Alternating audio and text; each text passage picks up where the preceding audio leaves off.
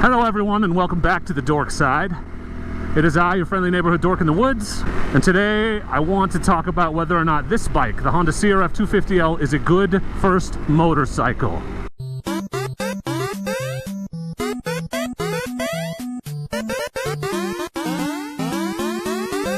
That's right everyone, I am the dork on the road and I want to be your internet riding buddy. And I'm better than your regular riding buddies because I'm available whenever you want and I come with the mute button. So please don't hesitate to subscribe and click that notification bell so you know when I post awesome new content just like this. So I have owned this Honda CRF250L for 2 years now. It is a 2016. It's got about 2,000 miles on it. Mostly because I pretty much only ride it in the woods like this and on the trails. Doesn't get a lot of street riding. It's gotten some. I rode a lot on the street at first, but I have 2 other motorcycles and so I ride them on the street a lot. So anyway, I've logged some seat time on this bike. I've spent a lot of time on it, and just to be clear up front, this is my favorite motorcycle. If I had to go down to one, it would be this one, and it's not a competition. I wouldn't hesitate to sell the other 2 and keep this one. I love this bike for a lot of reasons. I did a whole video on why I think a dual sport is a great first motorcycle, so check that out if you're looking for a first bike and you want to know about dual sports in general rather than this bike specifically. So it's not a secret that I think it's a great bike and I recommend it to people a lot. But is it a good first motorcycle? Is it a great place to start for someone who's never ridden before? And there's 2 things if you've seen my other videos. So I did a video on the Grom. Is the Grom a good first motorcycle? And I did a video on the Versys. Is the Versys a good first motorcycle?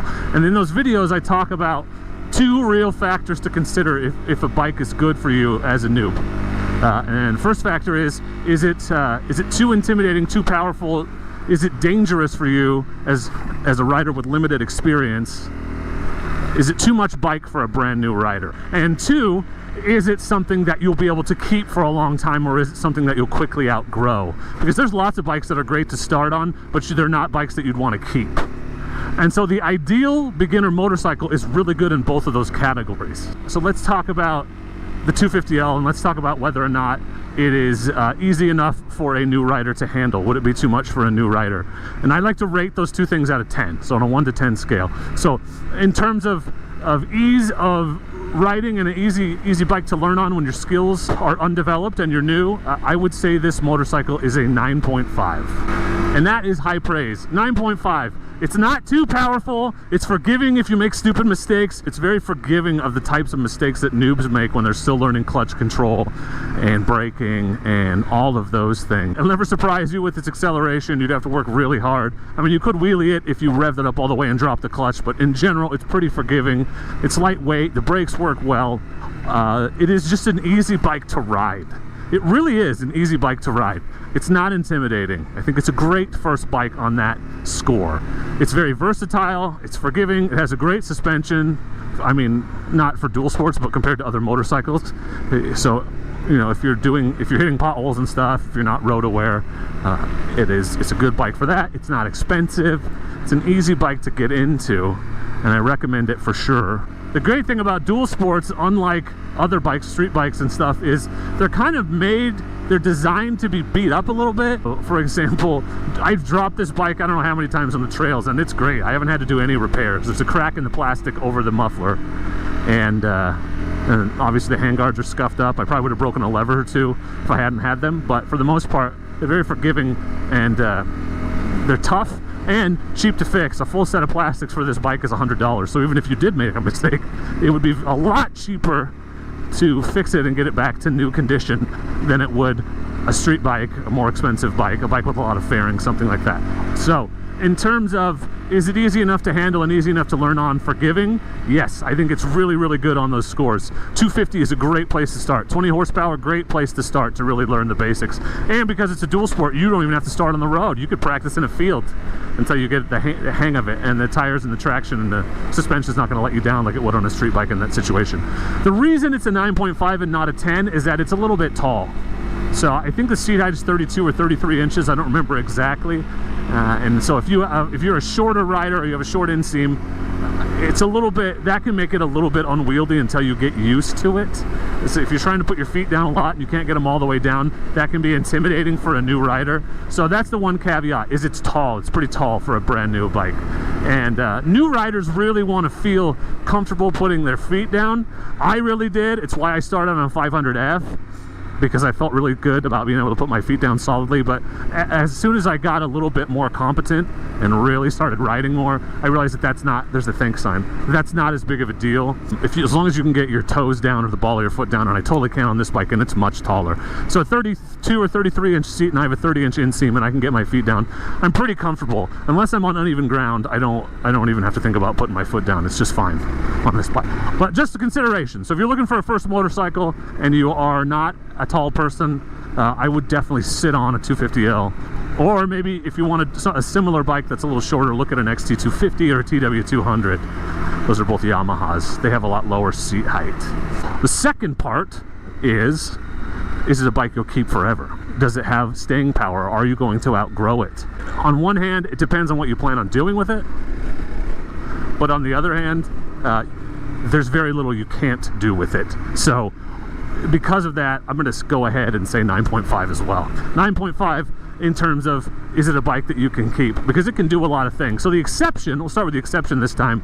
The reason why it might not be a forever bike for you is if you really just want, if you decide you really want to ride on the highway long distances a lot. It's not super comfortable for that. If you have a freeway commute, you can do it, but it's not comfortable. And you're really not utilizing all the many benefits of this bike. So why I think it's an excellent forever bike and one you want to keep for a long time, even if you start on it, is because of its versatility.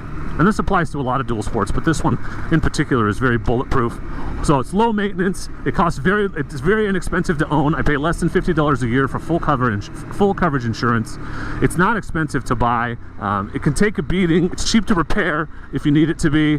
Oil changes and maintenance are easy. It's got plenty of power. It'll do 65, 70. You can ride it on the highway, but you can also slap better dual sport tires on it, like this, like 90-10 tires like I have, and ride it in the woods like this. You can go out on the trails. If you've seen, like just a couple weeks ago, we went to Huckleberry Flats, OHV. I was taking it off jumps and riding slick, muddy trails and doing steep hill climbs. So I always say this bike does everything any other motorcycle can do 80% as well.